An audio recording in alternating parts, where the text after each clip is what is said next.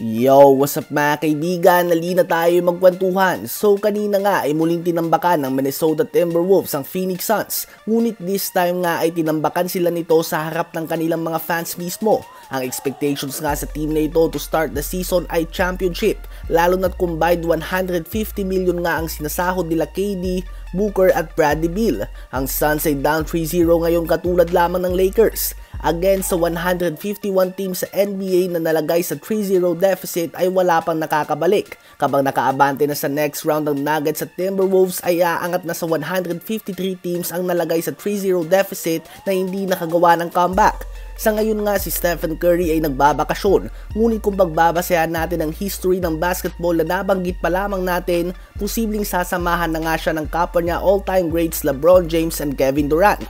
Sa ngayon ay posibleng nga magtapos ang 2023-2024 NBA season na winless ang tatlong player na ito sa playoffs, the first time since 2005. 1-year-old pa lang nga niyan si Wemby. Kung sakaling tuluyan nga silang malaglag ay mukhang sinyalis na ito na handa na ang NBA na mag-move on sa susunod na era. Ganun pa man ay may last dance pa nga sila sa 2024 Paris Olympics. Ano ba ang masasabi nyo tungkol dito?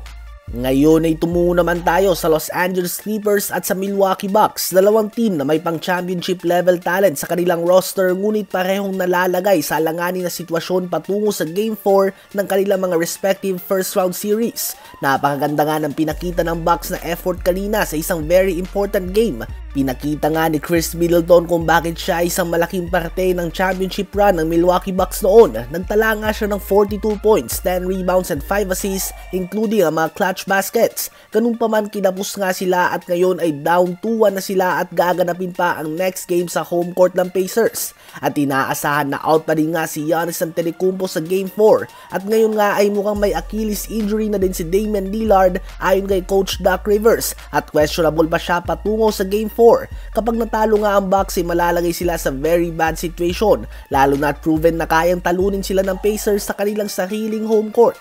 Habang ang Clippers naman ay nalalagay din nga sila sa same situation ng Milwaukee Bucks kung saan must win talaga ang Game 4. Sa game nga kanina ay halatang hindi fully healthy si Kawhi Leonard. Si Paul George ay 3 of 10 lamang sa field. Si Westbrook, Amir Coffey at Terrence Mann ay combined 0 of 12 sa field. Si Harden at Powell naman ay nahirapan na dumipensa at napapadami nga ang kanilang turnovers. Ngunit sa ngayon, ang biggest question mark sa team na ito ay si Kawhi Leonard dahil walang question na tuwing healthy siya ay isa siya sa mga all-time best playoff performer.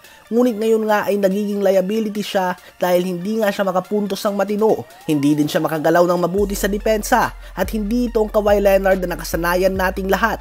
Kaya naman instead na maging plus nga siya sa team na ito ng Clippers ay nagiging liability nga siya on both ends of the court at very visible nga yan sa last 2 games. Kaya naman kung ikaw nga ang Clippers, sa palagay nyo ba ay dapat pa din na ipaglaro nila si Kawhi Leonard kung hindi naman ito fully healthy?